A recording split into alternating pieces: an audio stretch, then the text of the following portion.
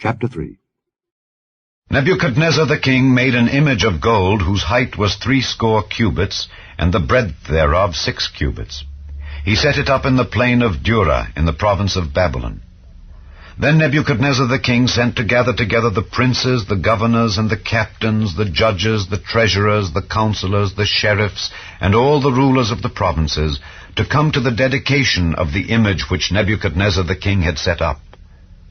Then the princes, the governors and captains, the judges, the treasurers, the counselors, the sheriffs, and all the rulers of the provinces were gathered together unto the dedication of the image that Nebuchadnezzar the king had set up. And they stood before the image that Nebuchadnezzar had set up. Then an herald cried aloud, "To you it is commanded, O people, nations, and languages, that at what time ye hear the sound of the cornet, flute, harp, sackbut, psaltery, dulcimer, and all kinds of music, ye fall down and worship the golden image that Nebuchadnezzar the king hath set up. And whoso falleth not down and worshippeth shall the same hour be cast into the midst of a burning fiery furnace."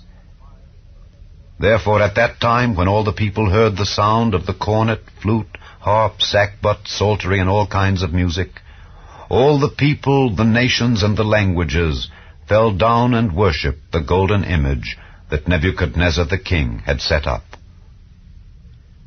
Wherefore at that time certain Chaldeans came near and accused the Jews. They spake and said to the king Nebuchadnezzar, "O king, live forever. Thou, O king, hast made a decree that every man that shall hear the sound of the cornet, flute, harp, sackbut, psaltery, and dulcimer, and all kinds of music, shall fall down and worship the golden image, and whoso falleth not down and worshippeth, that he should be cast into the midst of a burning fiery furnace. There are certain Jews whom thou hast set over the affairs of the province of Babylon, Shadrach, Meshach, and Abednego. These men, O king, have not regarded thee. They serve not thy gods, nor worship the golden image which thou hast set up." Then Nebuchadnezzar in his rage and fury commanded to bring Shadrach, Meshach, and Abednego. Then they brought these men before the king. Nebuchadnezzar spake and said unto them, "Is it true, O Shadrach, Meshach, and Abednego? Do not ye serve my gods, nor worship the golden image which I have set up?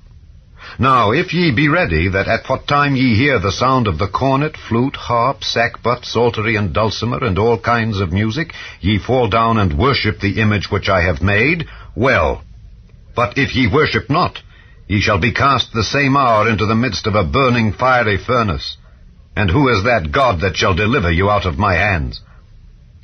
Shadrach, Meshach, and Abednego answered and said to the king, "O Nebuchadnezzar, we are not careful to answer thee in this matter.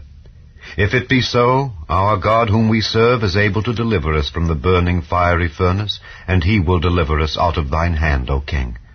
But if not, be it known unto thee, O king, that we will not serve thy gods, nor worship the golden image which thou hast set up."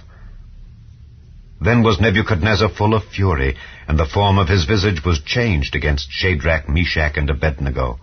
Therefore he spake and commanded that they should heat the furnace 7 times more than it was wont to be heated. And he commanded the most mighty men that were in his army to bind Shadrach, Meshach, and Abednego, and to cast them into the burning fiery furnace. Then these men were bound in their coats, their hosen, and their hats, and their other garments, and were cast into the midst of the burning fiery furnace. Therefore, because the king's commandment was urgent, and the furnace exceeding hot, the flame of the fire slew those men that took up Shadrach, Meshach, and Abednego.